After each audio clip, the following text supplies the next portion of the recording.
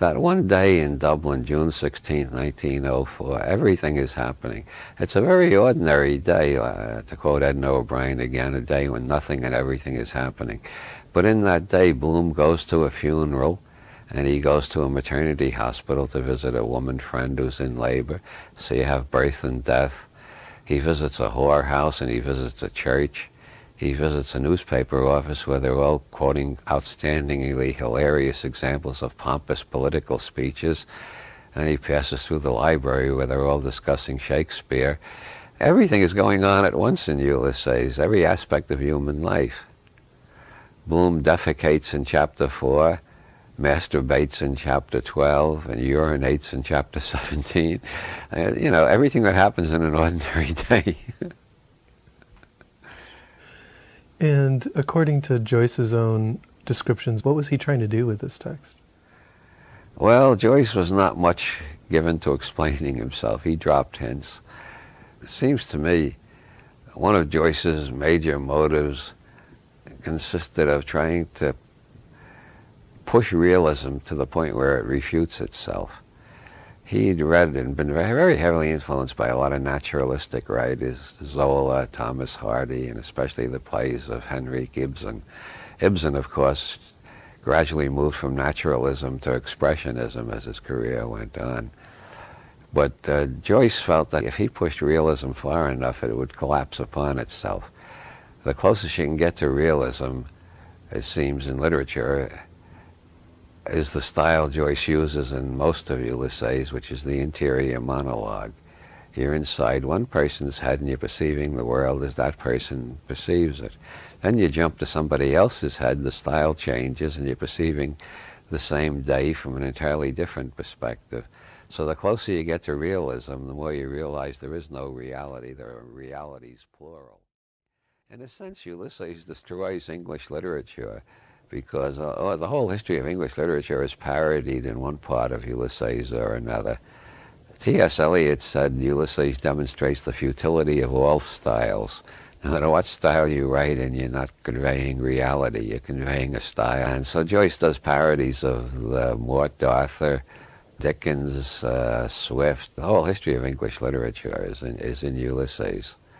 And every framework changes the way you see the events of that one day in Dublin. You can always find clues as to the objective reality behind all these reality tunnels, but you can never fully define it.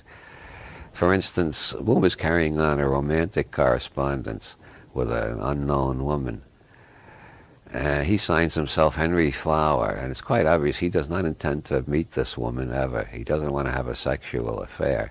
He likes to play with the game of pretending he's going to meet her and have an affair, and he's leading her on, but he's too timid to actually do anything as outrageous as commit adultery in Dublin in 1904. His wife is a little ballsier than he is in that respect. But readers a long time assumed that the woman's name, Martha Clifford, was her real name.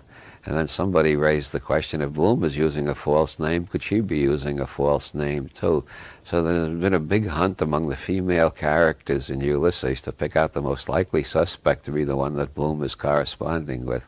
The current leading contender is Nurse Cahill, whom he meets in the maternity hospital, which makes their whole meeting absolutely hilarious. If you think she's the one he's been corresponding, neither one of them knows that the other is the one they've been corresponding. And that's a very typical of the kind of humor that appears throughout Ulysses, mixed in with all the tragedy. Bloom's day is overcast by the funeral in the morning, which reminds him of his father's suicide and of the fact that his son died at only 11 days old. And so although Bloom is a basically cheerful person, there's an undertone of grief that keeps surfacing in his thoughts, and he always cheers up again. And if it isn't Nurse Cahill, it could be Blazes Boylan's secretary, whose first name is Martha, which makes for a very intriguing pattern because, as one Joyce scholar discovered in the Wandering Rocks chapter, when Boylan calls his secretary Martha, if you put it on the map of Dublin, the phone call, you draw the straight line between where she is and where Boylan is, it passes right through the part of Grafton Street where Bloom is standing at that time looking in a department store window.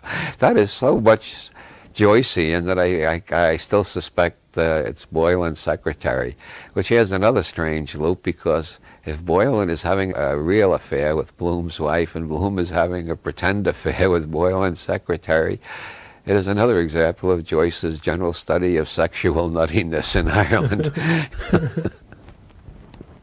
And there are dozens of unsolved problems like that, like the man in the brown Macintosh who shows up at Paddy Dingham's funeral. What makes this particularly intriguing is that Bloom seems to know almost everybody in Dublin. Bloom has had a variety of occupations, and Dublin was still a pretty small town in 1904, yet he doesn't recognize the man in the brown Macintosh. So the man in the brown Macintosh can't be any of the important characters in the novel, all of whom Bloom knows. And yet the man in the brown Macintosh keeps reappearing. He darts across the street before the royal procession in the Wandering Rocks chapter. He shows up in the Cyclops chapter briefly. And when Bloom arrives at Lahore House at midnight, the man in the brown Macintosh is just exiting. And you never find out who he is or what his connection with Bloom is or what this series of coincidences mean. And there's been a lot of very ingenious interpretations of that, but I think its major function was to serve Joyce's message that the map is not the territory. He didn't read Koszybski, but he worked that out for himself. You can never know all about a single day or a single person. The man in the brown Macintosh may be Bloom's lost uncle, or he may have no connection with Bloom whatsoever. There are things you never will find out. That's the way the world seems to me, so I think Ulysses is closer to the world than any other novel before Ulysses.